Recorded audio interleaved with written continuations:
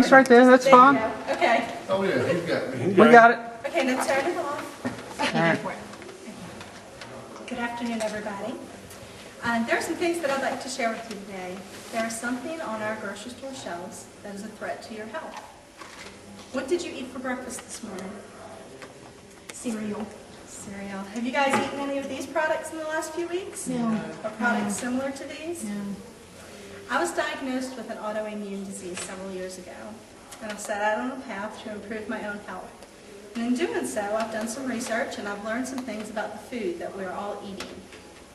Our food supply is being contaminated with GMOs, products that can adversely affect our health, and most of us are not even aware of this because the FDA does not require manufacturers to label foods that contain GMO products. So today I'd like to share with you what GMO products are, the dangers, and what we can do to avoid these products. GMO products are genetically modified organisms. These products are made by manufacturing companies to produce qualities such as drought resistance, pest resistance, to yield higher crops so that more food is produced in a smaller amount of time.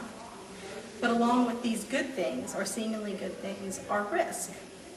And those risks apply not only to ourselves, but also to our natural world. They're affecting our plants, our animals, and our own bodies. According to Stephanie Ralph of Health, Wealth, and Happiness, GMOs are genetically modified organisms that are created when genes from one organism are placed into another organism to obtain the first organism's traits. Many companies today, Monsanto being one of the bigger ones, are producing pest-resistant plants. The way that they're doing this is they're taking a gene from the pesticide toxin, they inject it or put it into a plant that they would like to be resistant. One of the bigger ones is corn, tomatoes and things such as that, or some others. In that way, farmers are able to use Roundup to control weeds in the fields. Sounds very good, except that that gene is now in the food that you're eating. So no longer can you just wash the toxin off of your food. It's in your food. You're eating it. There's no way to get away from it. Another type of resistance to our natural world are plants that are treated so that we have a higher crop yield. The cells inside these new plants are forever changed, and they're containing bacteria and viruses that have never before been seen in plants. The risk here is that we're eating these plants, so we're ingesting those very same bacteria and toxins. One of the bigger issues are the antibiotics that are being used. Antibiotic genes are being implanted into these new plants. You're eating them, you're at risk for having a resistance to an antibiotic when you need it for your health, simply through eating these foods that have been modified with the antibiotic genes. An example of this would be GMO potatoes in Scotland were fed to ladybugs.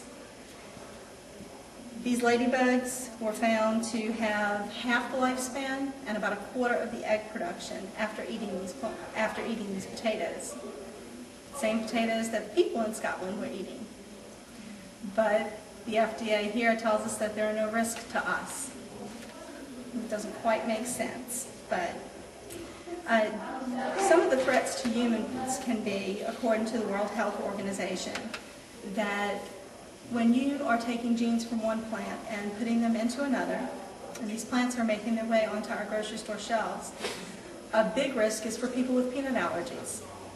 If you don't know those genes are in that plant, you're eating a biscuit and you're getting a peanut gene.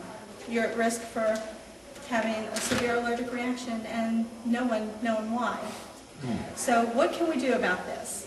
First thing that we can do is to avoid the big four food products that contain GMOs. That would be corn, cotton, soy,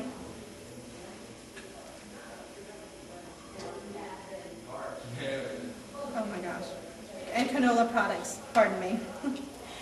The next would be to lobby the FDA to make sure that manufacturers are labeling their food. Thank you. That was horrible.